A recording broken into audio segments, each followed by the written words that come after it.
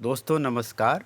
हमारे आज के मेहमान हैं श्री नवीन कुमार और मैं आशा करता हूं कि आज का डिस्कशन यंग जनरेशन के लिए है, पर्टिकुलरली जो एग्ज़ामिनेशंस कॉम्पिटिशन्स की तैयारी कर रहे हैं उनके लिए काफ़ी फ़ायदेमंद रहेगा। नवीन जी मधुबनी के रहने वाले हैं और इन्होंने 10वीं और 12वीं सैनिक स्कूल तिलगिया से की है और ग्रेजुएशन बीए हिस्ट्री ऑनर्स इन्होंने सत्यवती कॉलेज न्यू दिल्ली से किया है। तो चलिए अब मिलते हैं हम नवीन जी से। नवीन जी आपका बहुत बहुत स्वागत है। Thank you very much sir. Good afternoon, very good afternoon. कैसे हैं आप सर, हेमंत सर? बस बिल्कुल ठीक है, आप सुनाइए कैसे हैं? बिल्कुल बिल्कुल बढ़िया सर, बिल्कुल बढ़िया। सबसे पहले मैं ये चाहूँगा कि मैंने तो जस्ट आपका नाम और बता दिया, थोड़ा हल्की सी जानकारी दे दी, आप थोड़ा विशेष में अपना परिचय दें। सबसे पहले तो आप सभी को नमस्कार जो दीर्घा दर्शक है दूसरी तरफ, इस समाज की तरफ से जो हेमंत जी का जो कार्य है इस समय काफी सराहनीय है। कई बार हम लोगों की आपस में चर्चा होती रही है। तो इस समाज को जो भी इस वीडियो को देखेंगे, मेरा सादर अभिनंदन। आप सभी को मेरा नमस्कार। मैं नवीन कुमार हुआ। मैं वर्तमान में अभी दिल्ली में कार्यरत हूँ और एजुकेशन इंडस्ट्री से जुड़ा हुआ हूँ। शुरुआती तौर पे सर ने हमारा परिचय दे दिया था, मेरा परिचय दे दिया था कि मेरी जो ग्रूमिंग हुई है बिहार के जन्मभूमि से है।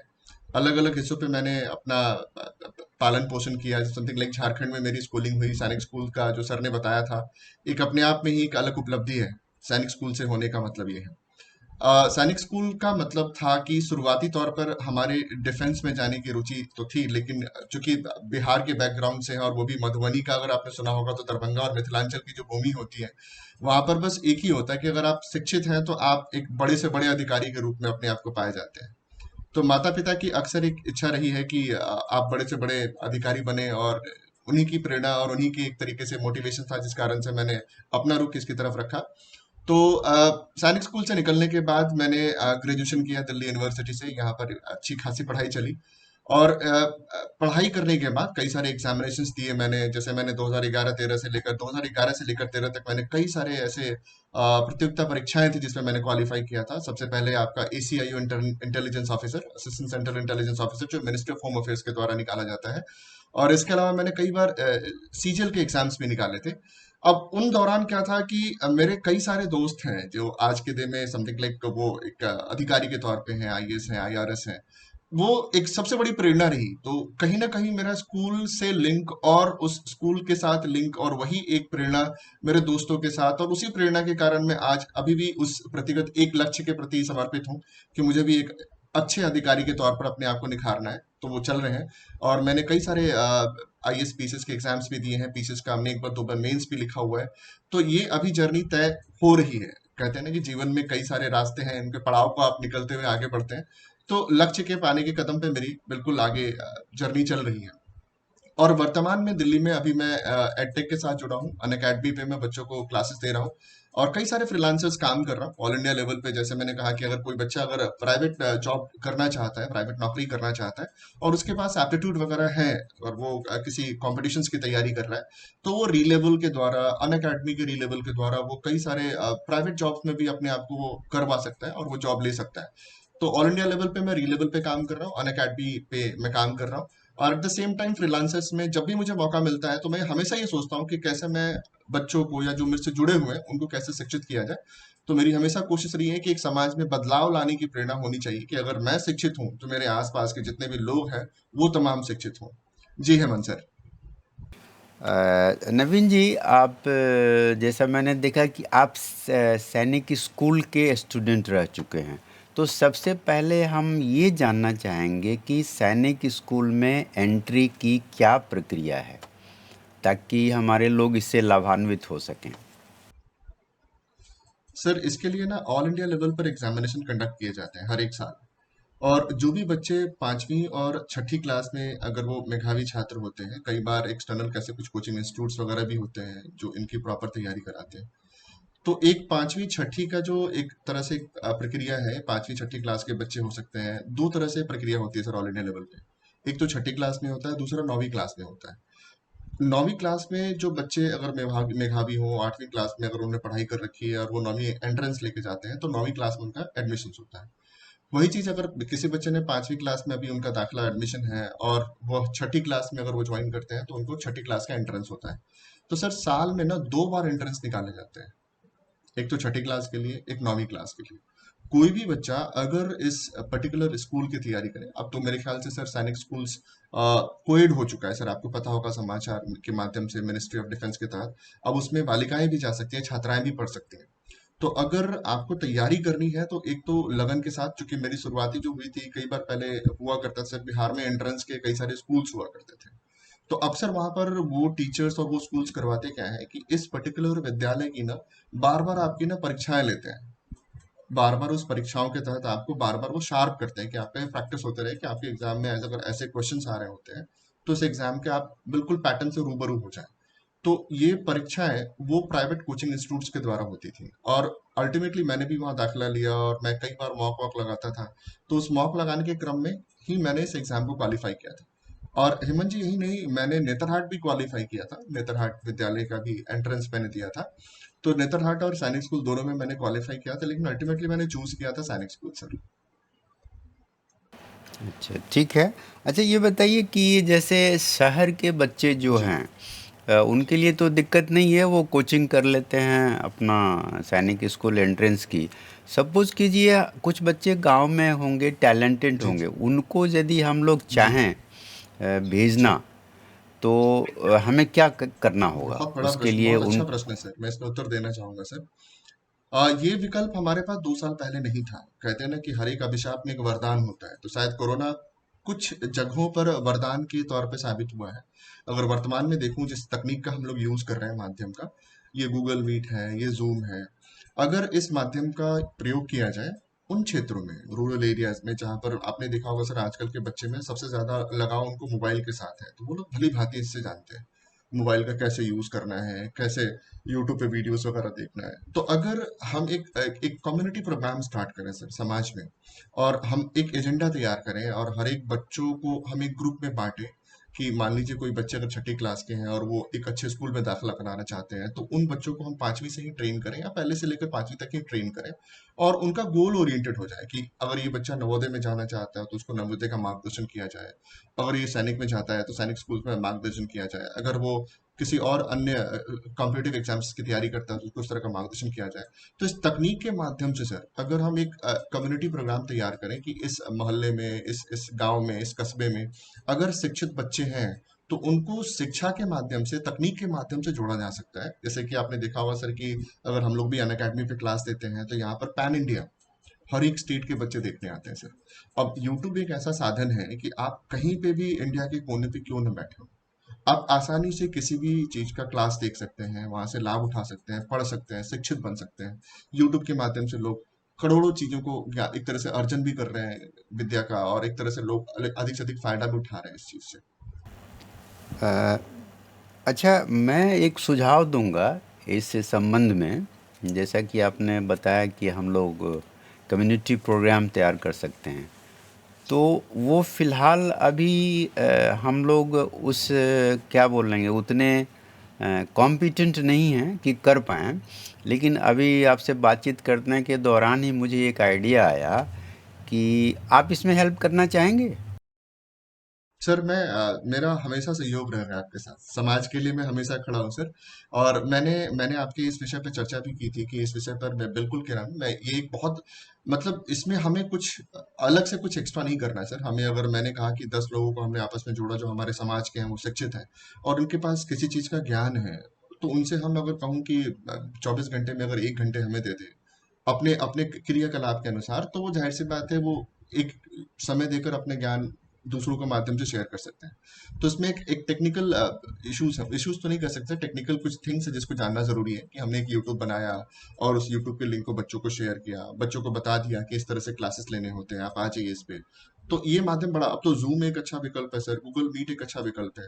बच्चों को बस ये चीजें चलानी आनी चाहिए, बुनियादी चीजें, जिससे वो बच्चा, वो जैसे मैंने कहा, एक क्लासरूम में बैठ जाता है तो उसके पास अगर एक व्हाइट बोर्ड होता है या फिर ब्लैक बोर्ड होता है, तो टीचर अगर वहां पर कुछ लिखते हैं तो सामने देखने वाला होना चाहिए। ठीक इसी तरह से हम गूगल मीट का भी सर व्हाइट बोर्ड यूज कर सकते हैं, जहां पर बच्चों को उसके थ्रू हम पढ़ा सकते हैं।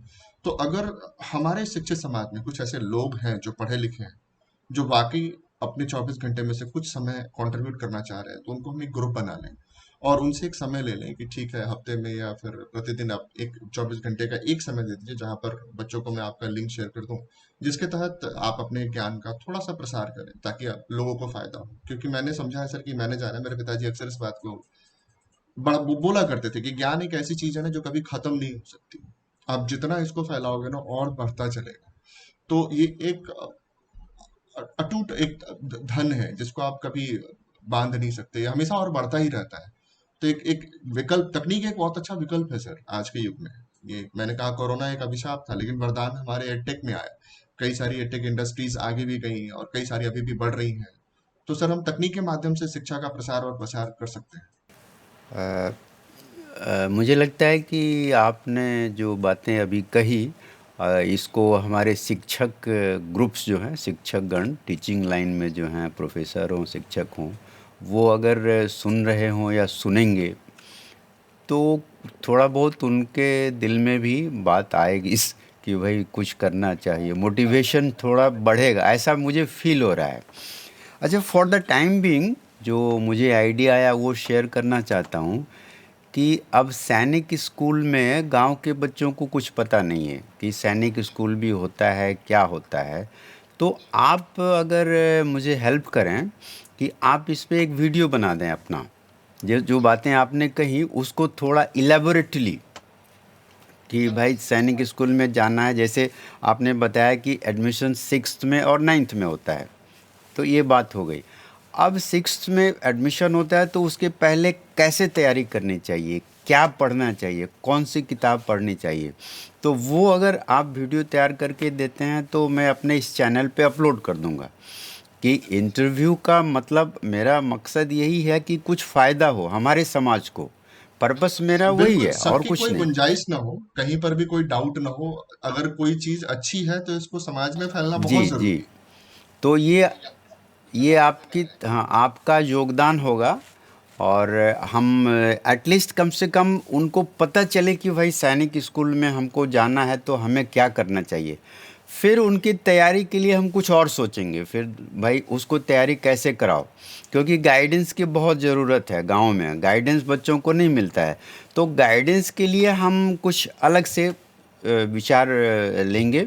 कल जो मैंने एक इंटरव्यू लिया था तो उसमें एक श्री राजीव जयदेव सर थे, वो डायरेक्टर एमएमटीसी के थे, एचआर के हेड थे वो।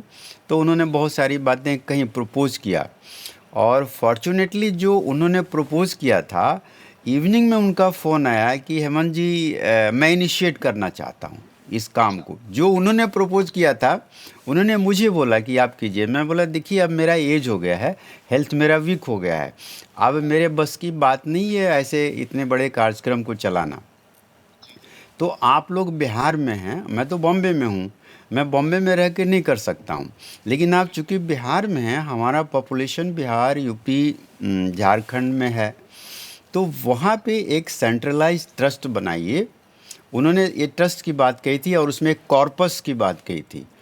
तो आप वहाँ बनाइए, बजाय कि मुझे बोलिए बॉम्बे में मैं बनाऊँ, जो कि वायबल मेरे लिए नहीं है, फिज़िकली फ़िट नहीं हूँ अभी। और इकोनॉमिकली तो वो तैयार हो गए कि हम लोग फंड रेज कर देंगे। मैं बोला नहीं, उसको मैं रन नहीं कर पाऊँगा ज़्यादा दिन, आप लोग वहाँ से कीजिए। तो इवनिंग में उनका फ़ोन आया था कि ठीक है, मैं इनिशिएट करता हूँ। तो पॉसिबली अगर हो गया तो एक बहुत बड़ा अपने समाज के लिए काम होगा। एक कॉर्पस बनाएंगे, उसका जो इंटरेस्ट आएगा उसको हम समाज में लगाएंगे। फॉर एग्ज़ाम्पल मैंने बताया कि आप कम से कम इनिशियली 1 करोड़ पैसे इकट्ठा कीजिए।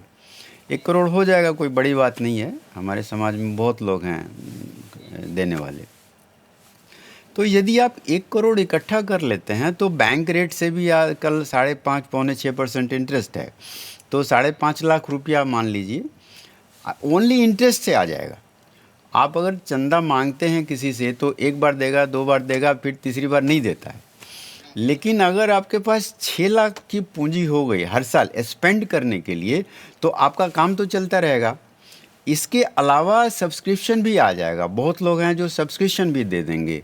तो मतलब अगर आपके पास एक 6 लाख का अश्योर्ड इनकम हो गया, तो 6 लाख अश्योर्ड एक्सपेंडिचर कर लेंगे आप, तो संस्था बिल्कुल, चलती रहेगी, बिल्कुल, समाज का काम चलता बिल्कुल, रहेगा। ये मैंने प्रपोज किया बिल्कुल उनको, सर, और ही बिल्कुल। Agreed to this point. ये बहुत अच्छी इसमें मतलब इन्वेस्टमेंट कुछ है नहीं सर, आपका अपना पैसा है। हम बस उसके इंटरेस्ट से हम वो हाँ संस्था चला रहे जी हैं। जी।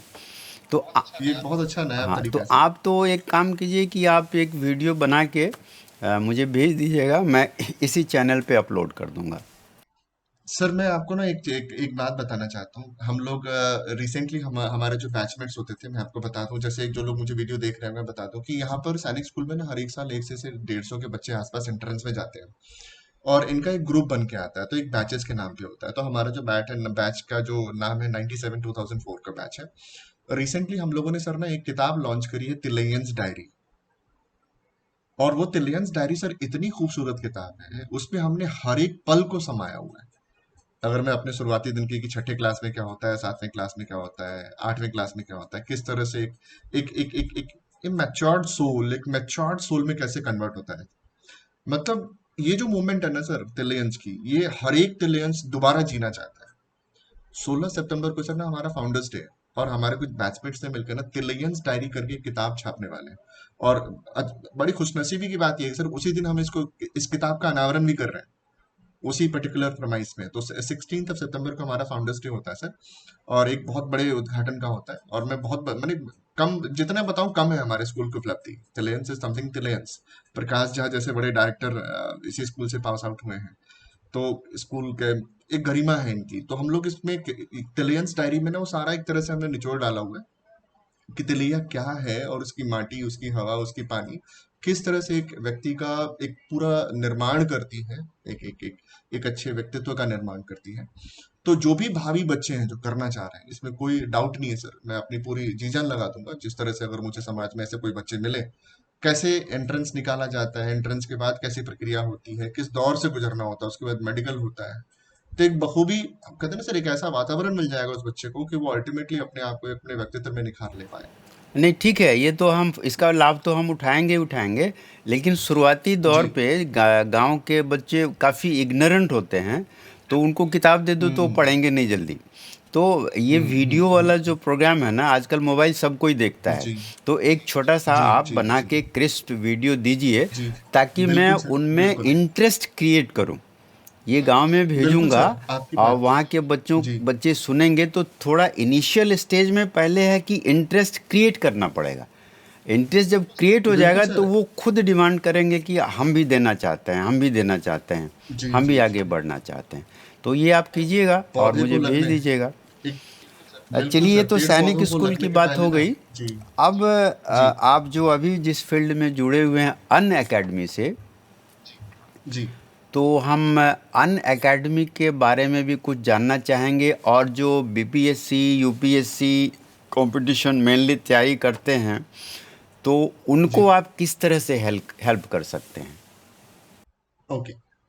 सर अनअकैडमी के बारे में बताऊं सर, इंडिया का लार्जेस्ट एडटेक है ये। राइट सर, बाइजू के बाद लार्जेस्ट एडटेक है, बड़े ऑर्गेनिक तरीके से ये ग्रो हो रहे हैं।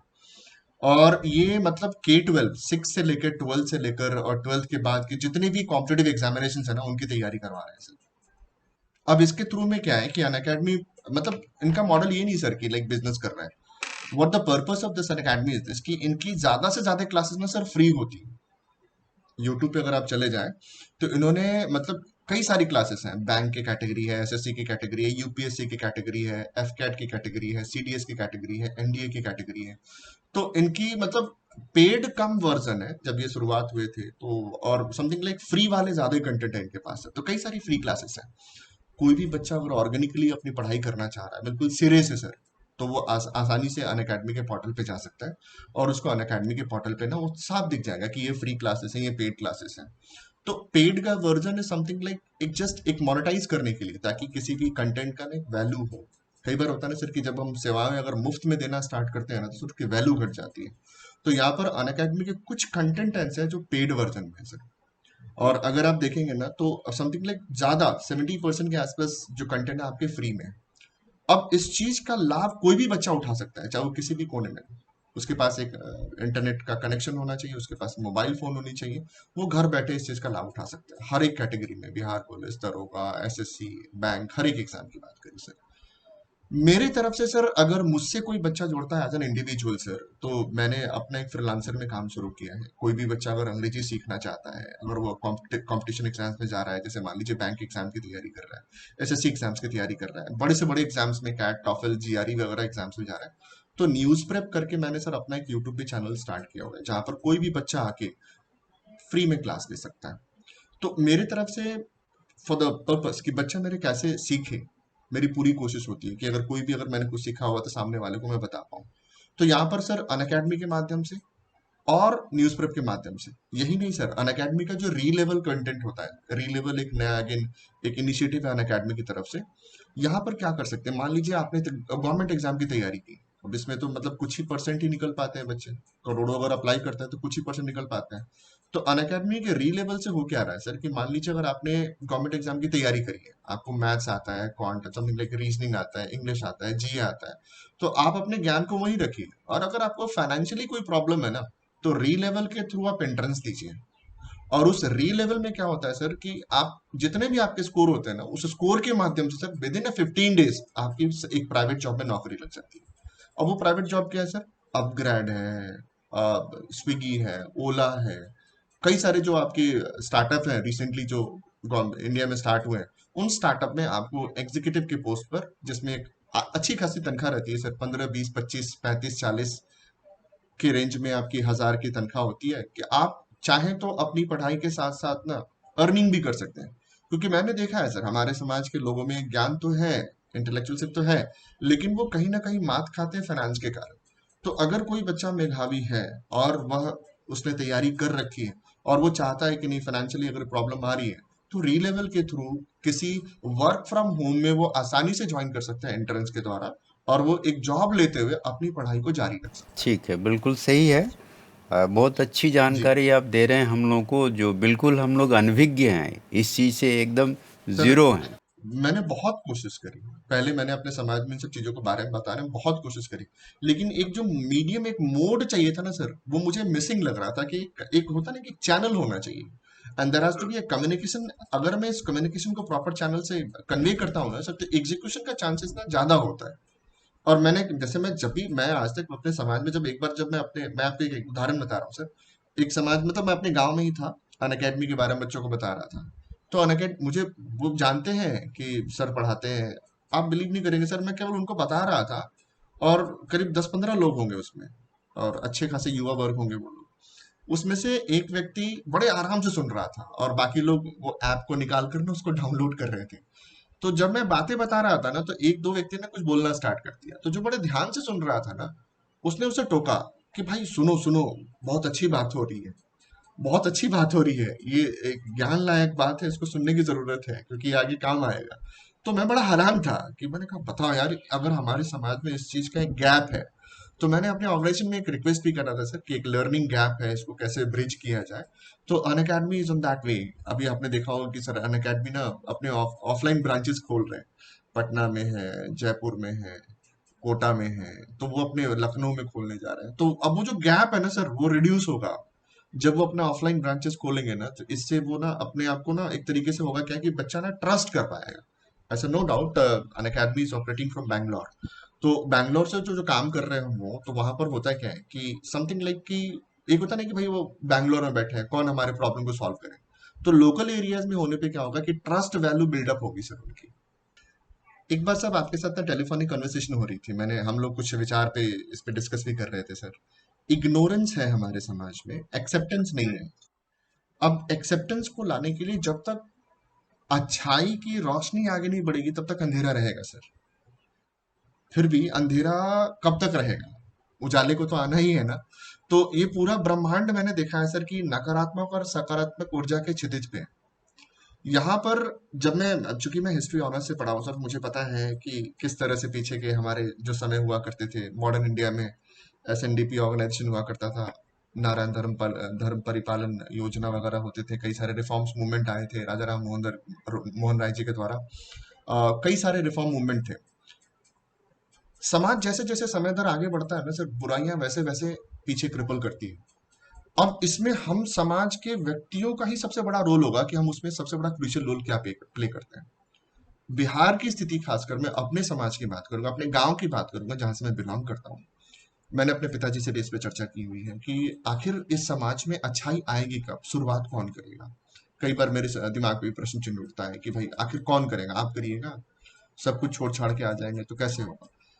अब यहाँ पर किसी को ना किसी को तो आगे बढ़ना पड़ेगा सर।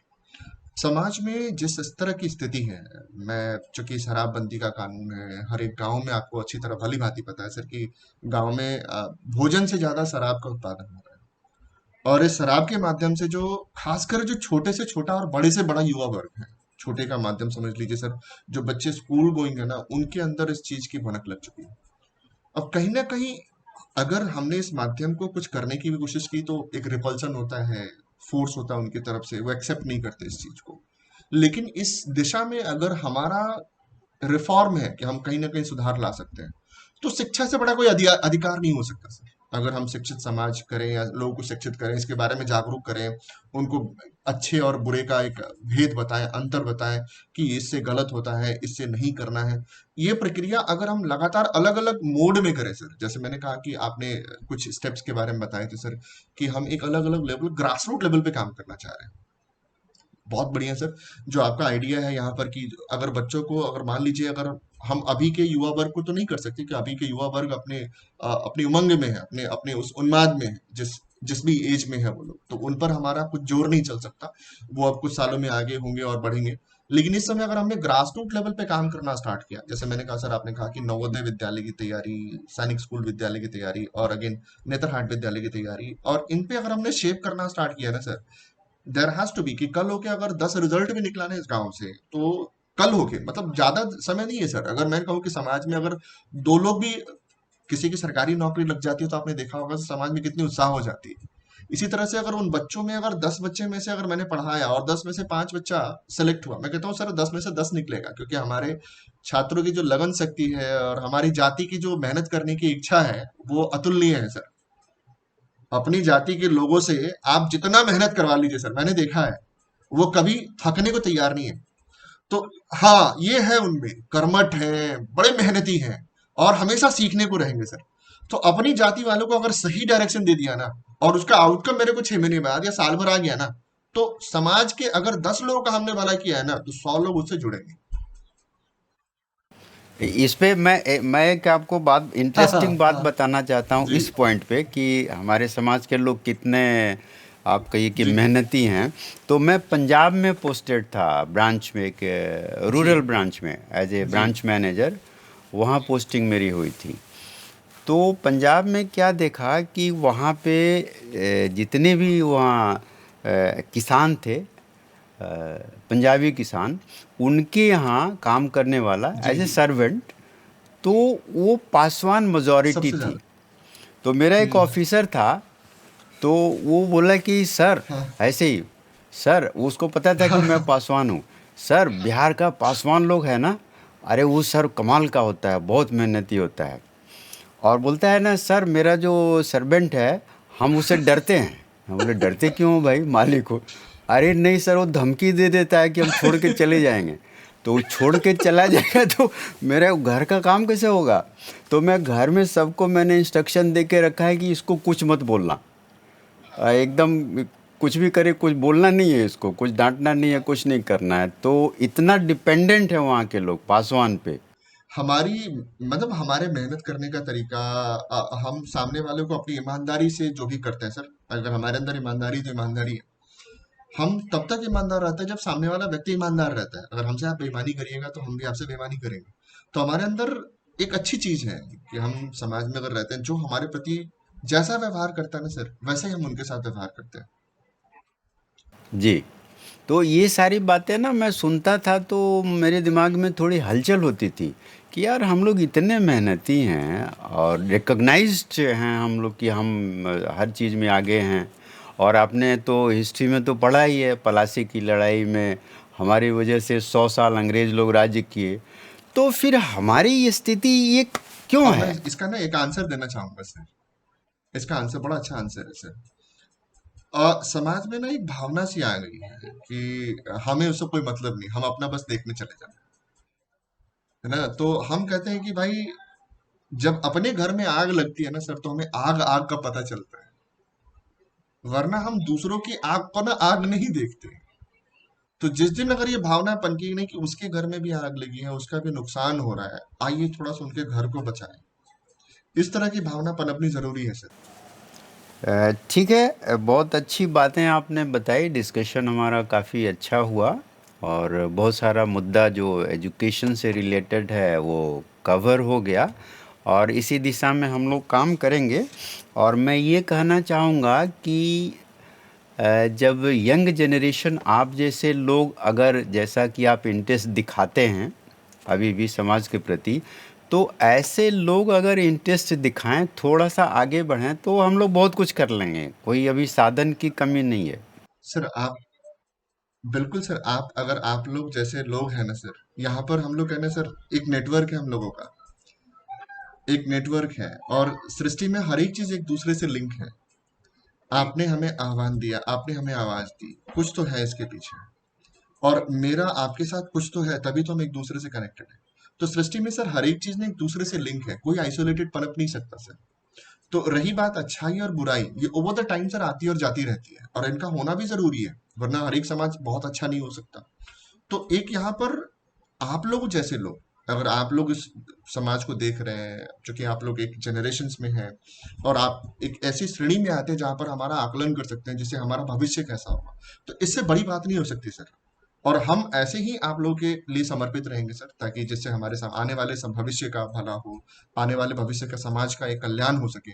इसके लिए हमेशा तत्पर रहूंगा सर, और उम्मीद करता हूँ सर आपके आशीर्वाद से आगे बढ़ता रहूंगा। बिल्कुल, बिल्कुल। तो मेरा यही पॉइंट रहता था, जैसे बहुत सारे व्हाट्सएप ग्रुप अपने समाज के बने हुए हैं, दिल्ली में जो डॉक्टर दिवाकर दास जी हैं, तो जी, उनसे उनके बराबर पास मिलना से होता कम है। से कम तो 8,000 लोगों का, पासवान लोगों जी। का मोबाइल जी। में नाम है। वो इतने ढूंढते रहते हैं पासवान कौन कहाँ है। तो बड़ा उन्होंने वही दुख होता है ग्रुप, सर। एक चीज मैं कहूंगा उसमें, जो ग्रुप है जितने भी व्हाट्सएप वाले, अगर उसमें हम पढ़ाई की बात ज्यादा करें तो शायद बहुत बहुत बहुत भला होगा, वो एज मैंने कम्पेयर टू कोशिश द की थी, पॉलिटिसाइज। पढ़ाई की बात करने की कोशिश की थी, लेकिन कोई सुनता नहीं है। हम वो लोग उसमें पॉलिटिसाइज होते चले जा रहे हाँ, हैं, तो मुद्दे वो डाल रहे वो हैं कि उसमें पॉलिटिकल बातें हुई, और इसने क्या कहा, उसने मंत्री ने क्या कहा, इस संघ ने क्या कहा, यही सब होता है। तो मैंने कोशिश की थी, लेकिन वो मेरे उस पे कोई रिएक्ट नहीं करता है। मैं एजुकेशन की बात दिवाकर करता सर ने हूँ। भी यही कहा था मेरे को इस चीज को, लेकिन सब लोग राजनीति करने लग गए हैं, हाँ, समाज हाँ। के भले के लिए काम।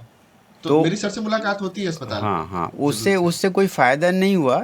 और लेकिन उसका हम्म। फ़ायदा मैंने फिर ये सोचा कि नहीं, ये फ़ायदा उठाना चाहिए। डॉक्टर साहब ने जब 8,000 हम्म। आदमियों को जोड़ के रखा है, तो हम्म। ठीक है, व्हाट्सएप से फ़ायदा नहीं हुआ, ऐसे फ़ायदा नहीं हो रहा है, तो कुछ नया सोचो फ़ायदा का। तो ये जो हम्म। इंटरव्यू है, जी। उसी सिलसिले में मैंने बोला चलो दूसरे तरीके से हम अप्रोच करते हैं अपने समाज को। तो बहुत बढ़िया ये सर। इंटरव्यू के माध्यम से मैं अप्रोच कर रहा हूँ।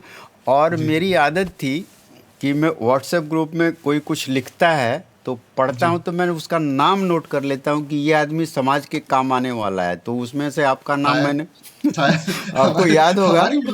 हमारी मुलाकात भी ऐसी हुई है हाँ, सर। आपको याद होगा कि मैंने खुद फ़ोन जी। किया था कि लग रहा है जी। कि जी। ये जी। हमारे जी। समाज के शुभचिंतक हैं। जी। तो जी। जी। जी। जी। ऐसे जी। आज एक और इंटरव्यू लिया था मैंने, राजीव रंजन, कथक के डांसर हैं, तो वो भी, जी। उनको भी ऐसे ही मैंने पिकअप किया था। तो कई जी। लोगों को मैंने पिकअप करके रखा है डायरी में, और मैं जी। उनको लाऊंगा, चैनल पे लाऊंगा, जी। ताकि ये लोग, आप लोग सब एक प्लेटफॉर्म पे आइए, और एक जी। प्लेटफॉर्म पे आने के बाद कुछ बड़ी योजना बनाएंगे हम लोग जी। समाज के जी। लिए, और जी। आप लोगों को ही चलाना है, लीड आप लोगों को ही करना है। सर आपका आशीर्वाद रहे, बस आप हमें मार्गदर्शन करते रहे सर, हम हमेशा आपके लिए तत्पर हैं जी, सर। जी, थैंक यू वेरी मच। आप इतने समाज के प्रति आपका प्रेम है, तो वो बिल्कुल प्रशंसनीय है। और हमारे समाज के और लोग जो सुनेंगे, मुझे लगता है जी। कि उनको आपसे प्रेरणा लेनी चाहिए, कि जी, जनरली यंग एज में आजकल के बच्चे, उनको समाज से कोई मतलब नहीं रहता है। बस वो अपना देखते हैं वहाँ सिर्फ। उनको कोई मतलब नहीं रहता है, शहर में खाए पिए मौज किया, अपना मैकडोनल्ड में गए, इधर गए हाँ, उधर हाँ, गए, यही सब चलता है। एक जी, जी, और जी। मतलब वीकेंड मनाते रहते हैं। जो आईटी में जी, बच्चे बिल्कुल बहुत सही। सारे हैं, वो उनका वीकेंड बिल्कुल। फ्राइडे से शुरू हो जाता है। सैटरडे संडे तो है ही, हाँ, है हाँ, ना, वो हाँ। फ्राइडे से जी, शुरू हो जी। जाता है। जी, जी, और जी, जी। तो ठीक है, अब उसमें से जी, कुछ लोग मिल जाएं आप जैसे लोग तो बहुत है, उससे ही जी। हम लोग समाज सेवा करेंगे। और प्रोग्रेस भले ही स्लो हो, लेकिन होगा तो लेकिन सही। हो सकता है कहावत है ना एक सर, दिन आग, एक, हाँ। एक अच्छी कविता है हिंदी की। आग तेरे सीने में ना सही तो मेरे सीने में सही, आग कहीं भी हो लेकिन आग जलनी चाहिए। जी जी। मशाल ज्ञान की। तो जी, थैंक यू वेरी मच आज के डिस्कशन के लिए। काफ़ी इट वाज अ प्लेजर। बहुत ही अच्छा डिस्कशन रहा। और इससे एटलीस्ट बच्चे जो तैयारी कर रहे हैं, जो सैनिक जी, स्कूल जाना चाहें, मतलब शिक्षा के क्षेत्र में जी, आपने बहुत सारी बातें कही। जी, ये इसका फ़ायदा ज़रूर होगा हमारे समाज को। जी, और इस पे जी, कुछ हम विशेष कार्यक्रम भी धीरे धीरे वीडियो के जी, माध्यम से, या जैसे भी ऑडियो के माध्यम से, या फिर जैसे वर्कशॉप ऑर्गेनाइज करके जी। कम्युनिटी में, तो we will start it, something we will do that's it. A wonderful, the next step is the wonderful step sir. इसी हाँ, तरह वो से आप आगे करेंगे रहिए। करेंगे, जी, वी विल जी, डू इट, क्योंकि जी, लोगों में इंटरेस्ट थोड़ा सा जग जाए। अभी मैं बातें करके लोगों में इंटरेस्ट क्रिएट कर रहा हूँ। तो जब जी, इंटरेस्ट जी। क्रिएट हो जाएगा ना, तो लोग अपने आप आने लगेंगे, अरे करना बिल्कुल चाहिए सर, यार, चलो करते हैं कुछ। बिल्कुल, बिल्कुल, कुछ तो अच्छा ओके, हो। थैंक यू वेरी जी, much. Thank you bye. Very much sir. Greetings. तो दोस्तों, ये थे मिस्टर नवीन कुमार, और आपने इनकी बातें सुनी, और मुझे ऐसा लग रहा है कि आप लोग ज़रूर इससे फ़ायदा उठाएंगे और इनका अनुकरण करने की कोशिश करेंगे। खास करके जो यंग जनरेशन है, ये इनका थोड़ा सा भी अनुकरण कीजिए, और समाज के की प्रगति में हमें योगदान दीजिए। Thank you very much for listening. जय हिंद।